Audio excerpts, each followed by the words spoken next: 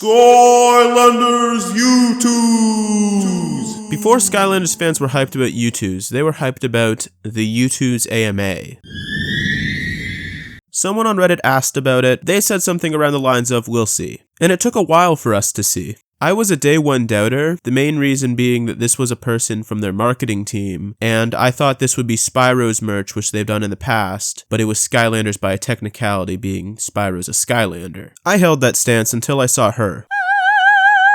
I doubt I'll buy any of the U2s because, well, but I'm glad there's finally a new Skylanders product. Anyways, you saw the title in the thumbnail. The fact that they revealed Stealth Elf first says a lot. Obviously Spyro's at the top of marketable Skylanders, but there's other issues with revealing him first. But U2 sees Stealth Elf as more popular than someone who is in the starter pack for the first game. The first main game, at least. She definitely is really popular though, so picking her for the first new merch in 8 years wasn't a huge surprise. Stealth Elf actually has quite a history of being sold in abundance. Gilgrunt might have the elusive Series 4, but Stealth Elf's got the most overall figures. 3 in Spyro's Adventure, 2 in Giants, 2 in Swap Force, 2 in Trap Team, 2 in Superchargers, and only one of those is a chase. Even in Imaginators, they managed to stealth in more Elf. You wouldn't believe it now, but early on, it was actually a toss-up between Stealth Elf and Stump Smash for who got to be the life mascot. There was a lot of marketing for both, probably more for Stump Smash early on, honestly.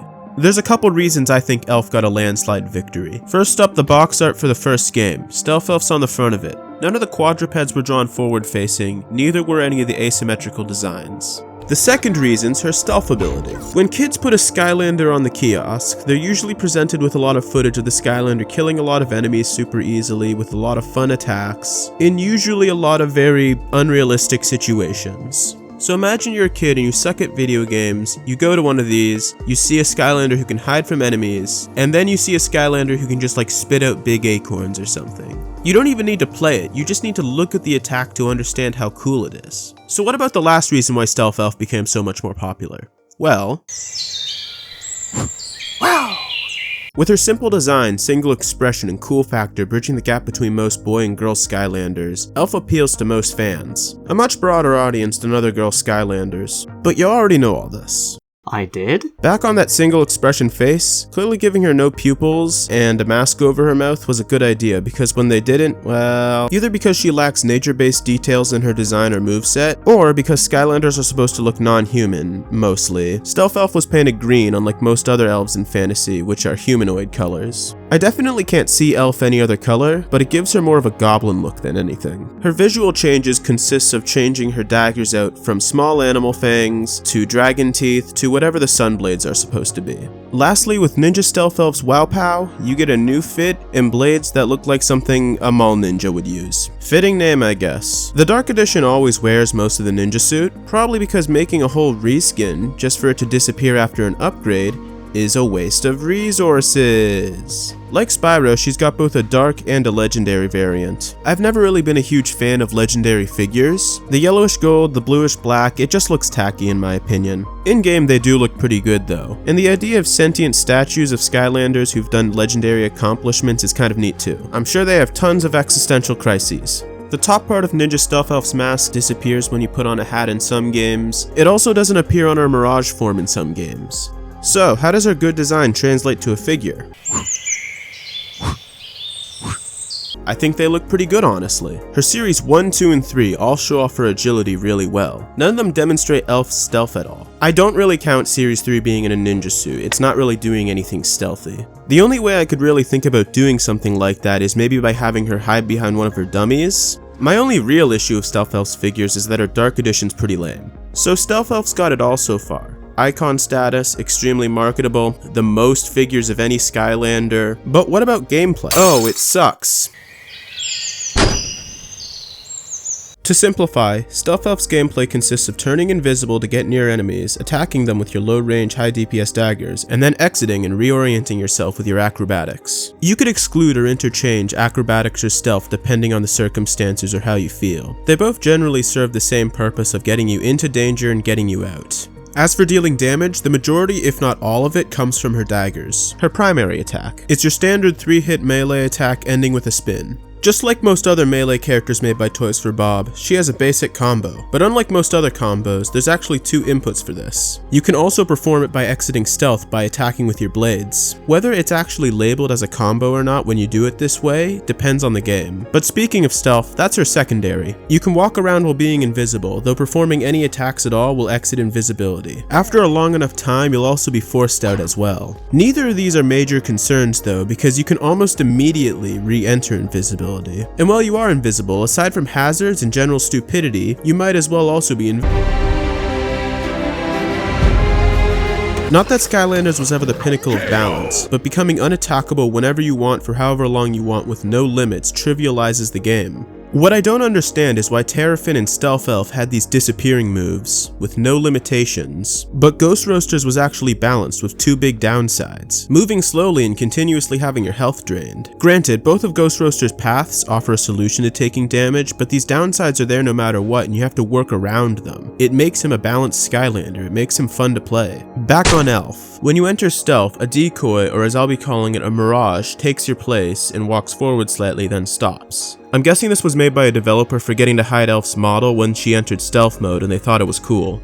And I think it's pretty cool too, honestly. And aside from maybe Enigma, Stealth Elf's the only stealth character with something like this. When you exit stealth, your mirage is replaced with a dummy. It distracts enemies, but not if they're closer to you than the dummy. Lastly, her tertiary, Arboreal Acrobatics, an extremely versatile mobility move that lets you move in any direction. Flipping around lets you reorient yourself and move around quickly, but in combat, it mostly takes up the same space as stealth. Since Skylanders generally have very simple movesets, it's best for Skylanders' 3 main attacks to serve as different uses as possible. For example, if the primary attack of a Skylander is a melee attack and they also have a projectile attack, then the projectile attack needs to serve some sort of special function. If it doesn't, then you really just have 2 primary attacks, and gameplay is going to feel more samey. Or one will make the other one irrelevant. You can't really have 2 attacks that exist to reorient yourself or enter fights. Lastly, her Soul Gem gives you the easiest healing method of any Skylander. You always heal a small amount of health over time. There's no limits or caveats to this. You just slowly heal back to max health over time. I guess the idea was passive heals would encourage more stealthy gameplay, but if you're avoiding combat or you're just spamming primary constantly, you heal just as much. It doesn't really change how you play at all. Anyways, onto Elf's paths. First up, her top path.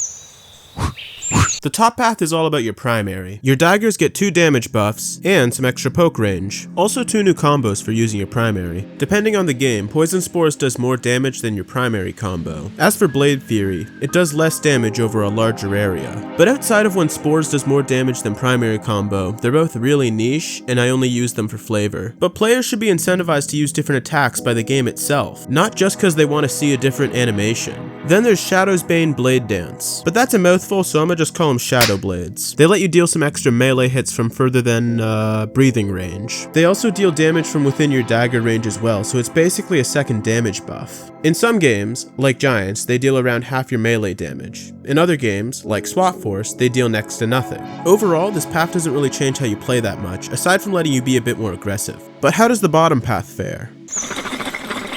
Just like the top path, the bottom path is focused around one thing: 3 new upgrades for your dummies. Now you spawn 3 dummies at once. They have spinning blades that damage enemies that come close to them, and when they're eventually broken, they explode, damaging enemies more. Now that they dish out damage even when they break, they're a much more useful tool, especially for multitasking. If anything, I'd argue this path does a much better job at improving how you use your primary. You can now multitask, micromanage, and split up enemies much better. If you're playing Elf and you just want to have some fun, I'd 100% recommend you choose this path. Neither of the paths do anything interesting or new with the invisibility mechanic. The dummies get a lot of changes, but the stealth itself gets no changes at all and stays exactly the same. But that's fine, because even without changes, stealth is one of the most overpowered mechanics in all of Skylanders.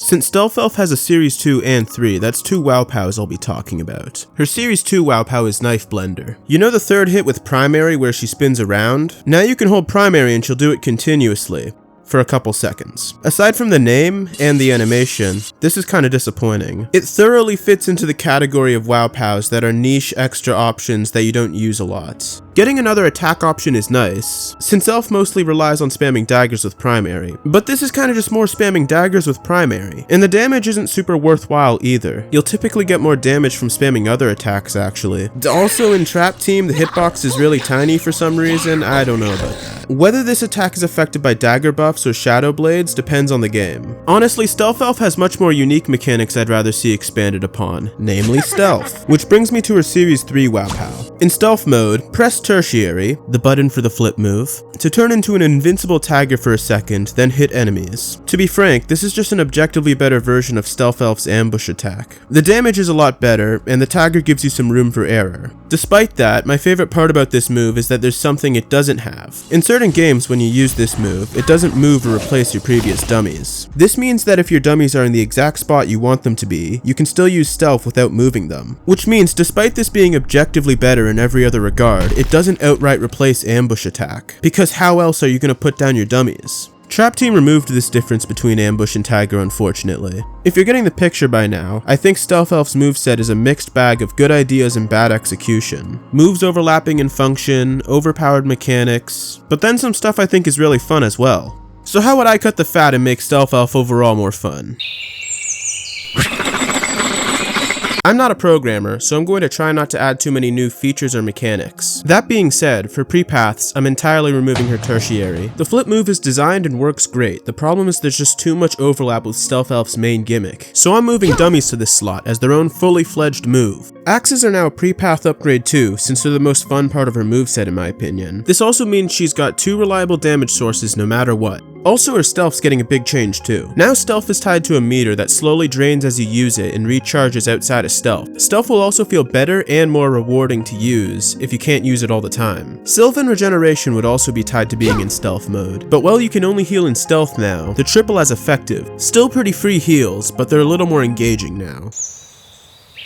Sunblades and the Poison Spores combo are going to be unchanged. Maybe I'd make it so Sunblades do slightly more damage based on other changes, I don't know. Blade Fury now ends in placing a dummy. It's a 2-for-1 package now. It would definitely be slower than just pressing tertiary to put up a dummy, but you're doing some good damage as well, so it's better when you're already engaging enemies. My only other change is that Shadow Blades are getting the boot, and in their place I'm bringing back Arboreal Acrobatics. When invisible, you can press tertiary to flip to your heart's content. Now there isn't an overlapping issue with these two moves, because they're kind of just part of the same move now. And by increasing stealth mode's mobility, you can reorient yourself faster, thus spend less time in stealth mode, thus use less of your stealth mode meter. With stealth mode's increased mobility, the combo changes, no more shadow blades but more sunblade damage, this path lends itself to a more aggressive playstyle now. When dummies break, they still explode, but now they refill a little bit of your stealth meter too, so you can get more of that precious stealth and healing time. Placing 3 dummies works the exact same, it's just applied to your tertiary now. Shadow Blades make their return on the bottom path too. However, the damage combined with your daggers can't be as much as the Sun Blades obviously. With the dummy upgrades, the extra stealth time, and the Shadow Blades giving you some more poke range, this path definitely gives you more of a defensive playstyle. Lastly, I have a couple changes I want to make to her WOWPOWs. For the Series 2 WOWPOW, when you spin, your dummies spin faster, temporarily increasing their damage. The Series 3 WOWPOW is now triggered by holding primary while invisible now. And now, when you exit Tiger form, instead of a kick, it makes a big high damage explosion instead, leaving Elf stunned and dizzy for a second. Now it's a high risk, high reward option, leaving ambush as a low risk reward option. And hey, if you place your dummies smartly, maybe they'll distract enemies while you're vulnerable. In my last video I talked about Fist Bump, one of my favorite Skylanders to play as with his unique fault gameplay. In many regards, Elf has everything Fist Bump lacks. Reposes, dynamic figures, marketable designs, and above all popularity. But it also kinda goes both ways. She's got a lot more issues in her moveset and gameplay because most early Skylanders were pretty simple, so it makes sense that most ambitious ideas early on would have some flaws with them, which were pretty overpowered in this case. But maybe stealth being overpowered and a get out of jail free card is fine, because Skylanders is a kid's game. Some kids are just going to want to play as overpowered characters. So why should kids have to worry about air and water meters, build times, vulnerable bodies, health drain, projectiles that shoot weird, arcing projectiles, not working on big enemies, even small handicaps like charge times or fire limits? It's because the game designers wanted engaging gameplay, and I do too, which is why I made this video. Well, that's the end of my video. Thanks for watching. I know it's a bit more controversial than my last video. It's just my opinion though. Phantom Nugget did the thumbnail for this video. Beautiful thumbnail, you're looking at it right now. The credits for him and everyone else who worked on this video you can find in the description. If you like this video, I'd suggest you check out my fist bump video I also made. It's in the same style. He's a pretty obscure Skylander, but I think by the end you'll probably like him a lot. I don't know what else to say. Bye.